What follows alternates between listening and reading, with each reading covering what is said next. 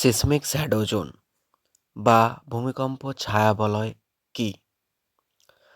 1897 সালে জার্মান বিজ্ঞানী এমিল উইচার্ট এবং আমেরিকা যুক্তরাষ্ট্রের ভূবিজ্ঞানী বেনো গুটেনবার্গ প্রথম ভূমিকম্প ছায়াবলয় বা সিসমিক শ্যাডো জোনটির অস্তিত্ব উপলব্ধি করেন।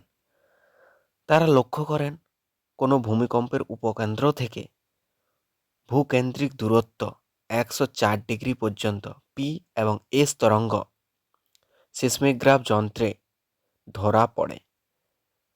এরপর 104 ডিগ্রি ভূমিকেন্দ্রিক দূরত্ব পর্যন্ত পি এবং এক্স তরঙ্গ হারিয়ে যায় বা সেখানে আর ধরা পড়ে না। কিন্তু 104 ডিগ্রি থেকে 140 ডিগ্রি পর্যন্ত কোনো ভূমিকম্প তরঙ্গ ধরা না পড়ায় এই অঞ্চলটিকে ভূমিকম্প ছায়াবলয় বা সিসমিক শ্যাডো জোন বলা হয়। কজেস বা কারণ: ভূকেন্দ্রিক দূরত্ব 104 ডিগ্রির পর এস তরঙ্গ তরল পদার্থের মধ্যে প্রবেশ করে।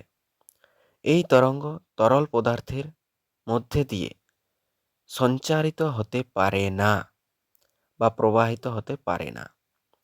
104 ডিগ্রির পর তরল পদার্থের মধ্যে দিয়ে প্রবাহিত হওয়ার জন্য পি তরঙ্গের গতিবেগ হ্রাস পায় এবং তার ফলে এই তরঙ্গ বেঁকে যায়। বেঁকে যাওয়ার কারণে পি তরঙ্গ 104 ডিগ্রির পর পুনরায় আবির্ভূত হয়।